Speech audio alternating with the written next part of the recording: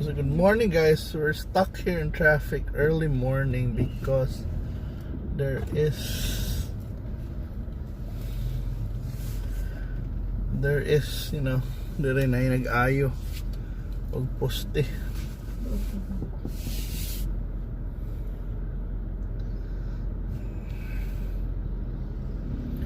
Ayog poste sa UK's buntag. Today is October 1. September ended na. It's a new month, a new week, a new day. It's October 1, Thursday, and the first day of NBA Finals.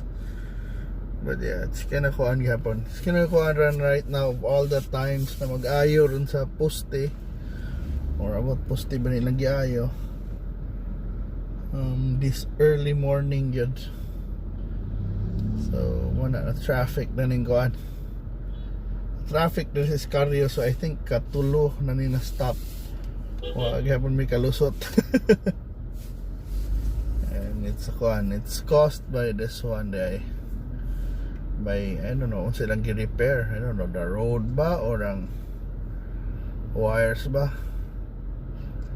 But yes, mainly because of that. And speaking of the NBA Finals, yes, today is the first game 1 of the NBA Finals between the LA Lakers and the Miami Heat.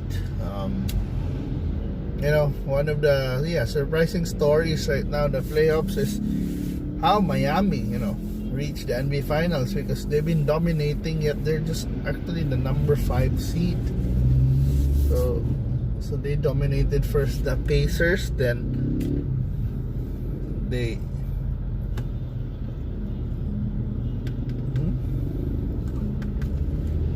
they also of course the number 1 seed Milwaukee Bucks was annihilated by them. It was squad. I mean, a lot of people, a lot of pundits are like shocked. Mga basketball mga fans na shocked kay why in the world na napildi ang Milwaukee Bucks and of all the teams ang Miami Heat. But you know what, Miami Heat man sa nagyod ang I think pinaka-laom lang, because consistency ba ang nilang replacement players, ng substitute players are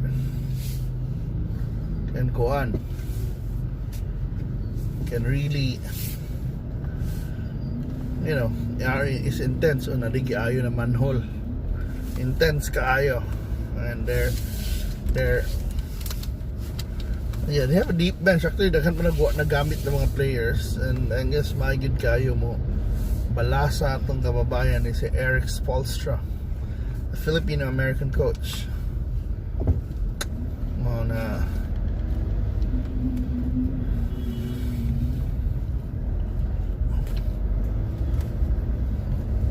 The Filipino-American coach can go on good, my God. I mean, he's been a coach of Miami Heat. He has been a 2-time NBA champion as a coach as well when Lebron was with them, with Dwayne Wade, Lebron, and Chris Bosh at that time. Mato ilang time, mga Ray Allen at time, ha. So na, then they're back in the finals with a cast na not really mga high draft picks, mga it's led by Jimmy Butler na marabag and na guy, maayo kini na player, pero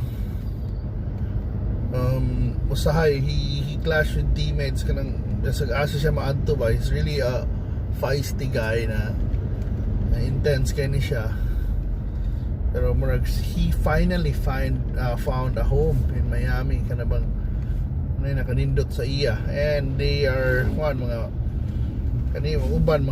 really not mga maayo ni na rookies, but hindi gini mga high draft picks like but they have their moments na, like Tyler Hero, so tapos sila Duncan Robinson, mga bata, and of course their big man, and tapos sila veteran savvy like Bam Adebayo, and atong favorite na gila ni pero may winner ni si Andre Iguodala. Then there is kuan sad si Goran Dragic, Slovenian si Goran Dragic.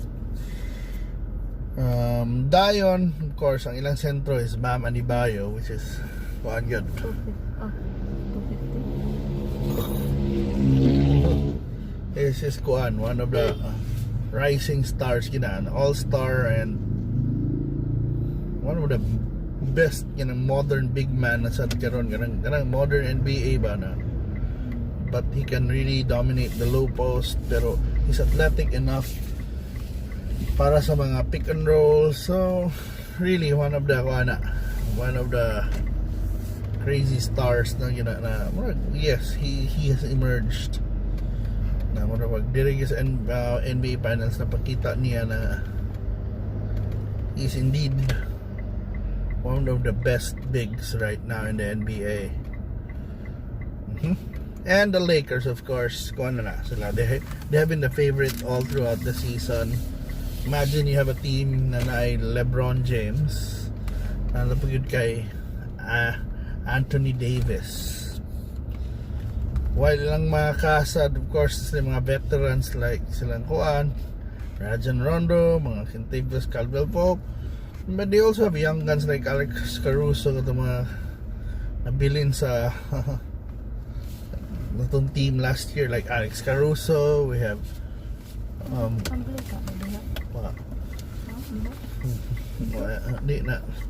and Kyle Kuzma.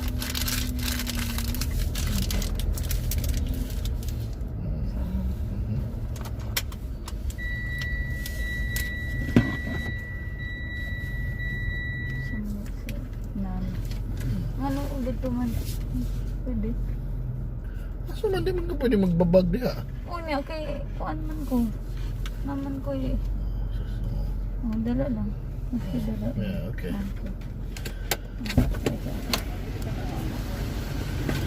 So mana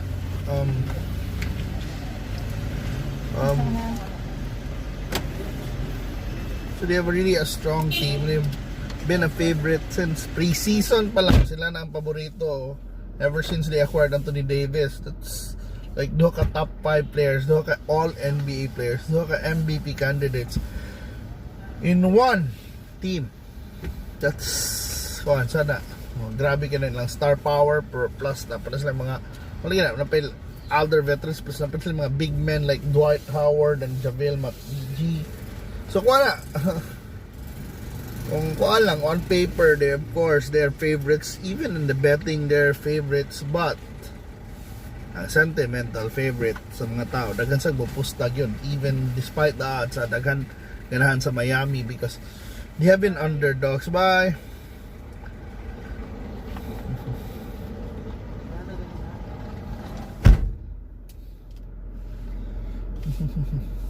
they have been underdogs for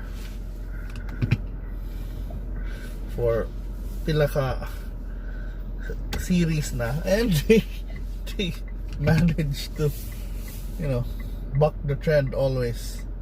So mana, it's gonna be all my expectations lang, it's gonna be a series gonna be decided mga game 6 of 7 I think, and Miami will definitely fight. They're one of the best when it comes to adjustments to di gina kumpiyansahan, and some people are even saying this is like the 2004 NBA Finals na my favorite team, the Pistons, the 2004 Pistons led by Chauncey Billups, Rasheed Wallace, and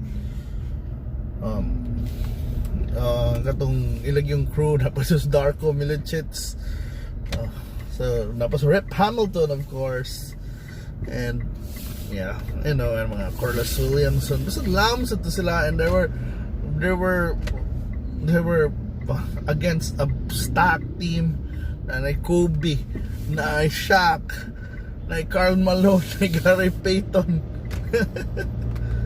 and of course akong favorite player in that series, si Ben Wallace. Ben Wallace, man, Ben Wallace. Amazing, it is Ben Wallace. He went toe to toe against Shaq, And you know, maugitoy Mortog Shaq is dominant even at that time, good prime pag ito ni Shaq. But man, on that series napakita sa Pistons na you know, a mga bunch of hard workers can beat out the all-stars, the yung mga all the all-stars to sila upata, mga Petition Prince pa na, Ben Wallace, Rip Hamilton, Chauncey Billups, o si kanilang Spurs 5, so it's Billups, Hamilton, Prince, Wallace, then Doka Wallace. So mato kung ito na trade, by the way, ito si Rashid Wallace was in Atlanta, yun na trade sa Pistons in the middle of the season, and you know, it just changed the Pistons at that time, and then they became, you know, the 2004 bad boys. They weren't really parehas bad boys na panahon lang Thomas, but somehow in a way bad boys sila kaya they've shown now that they can win. Bisag pila ni mga Hall of Famer nila mga kontra. So mana guys, it's gonna be a long series, it's gonna be a thrilling series for sure. And I think para na ako ipataas gina sa NBA ang series, ay kay, you know what, board na mga tao, and this is sports is really the premier form of entertainment right now. And kung mahuman din ang series, so nahuman ang season. And people, I don't know, asa naman sa America maybe they have baseball, but it's gonna be a fun. It's gonna be an exciting series, guys. So kinsa yung mga bets, guys, and how would it finish? Let me know. And thank you so much for joining this quick podcast about the NBA playoffs. And right now we're here in Opera, so watch out for my MGC ko drive na featuring Opera. Bye guys, and have a great October, guys. Bye.